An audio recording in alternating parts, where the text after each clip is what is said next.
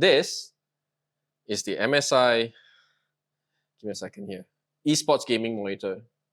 I'm actually reading from the sticker here because as with most monitors, their naming is just really long and just full of jumbled alphabets and codes.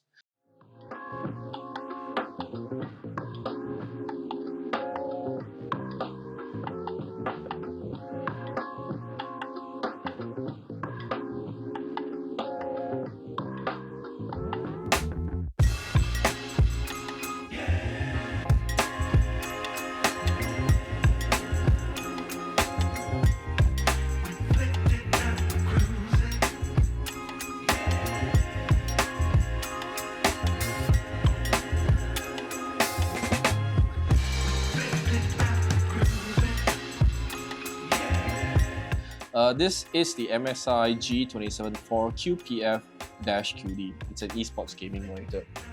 So what is it about this monitor? It's a gaming monitor, so by minimum it should have at least 2K and it should at least be 120 Hz. So this one here is a WQHD. So it's a 2560 by 1440.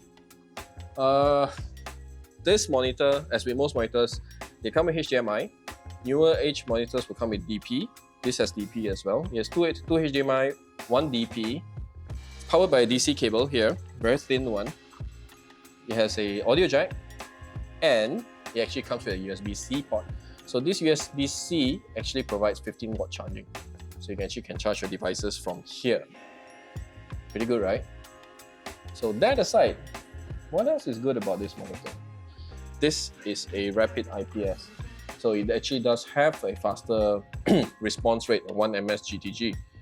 Refresh rate native is 165 Hz, but based on the OSD, there's an OSD refresh rate overclocking function, which pushes this up to 170 Hz. A very odd number for me, but anything above 144 is actually good enough already for most budget designs. Besides that, fast response time, 1 ms.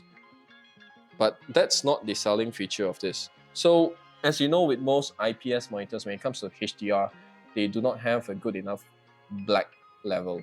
So for MSI, this monitor is actually running on quantum dot. So quantum dot actually provides it with a better black.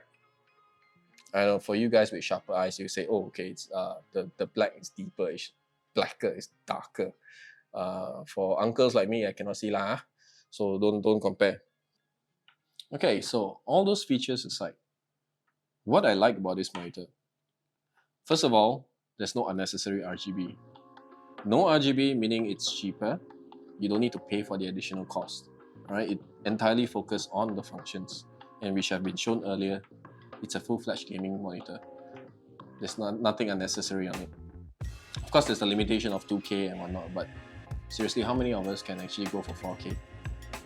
Going up to 4K is going to cost a lot more. And priced at 1399, I wouldn't really call it budget, I would call it mid-range. Because budget is a bit cheaper, but of course when you go anything below 1,000 ringgit, for gaming monitors, you lose out on something. What else I like? I love the stand. Swivel functions, being able to rotate to vertical positioning. The legs are stable. The stand is actually very stable. As you can see here, I can just rotate the stand on its place without moving the base. Okay. The OSD, it's actually highly customizable. I mean, with most higher end monitors, you get that lah, but with mid-range, rarely, and this is one of the very few of them who actually has all these functions. But if there's something that I would say that can be improved, I would say that MSI should actually just make the stand a bit taller. Let me explain to you why. As you can see here, when I rotate the screen for vertical, it actually hits the base. So to prevent that from happening, to actually rotate it properly, you have to tilt it out first, rotate to 90, and then tilt it back. So this one is caused by the limitation of height on the stand itself.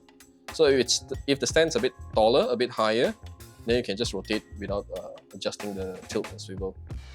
But otherwise, as you can see from the design, the physical and aesthetic design of this monitor.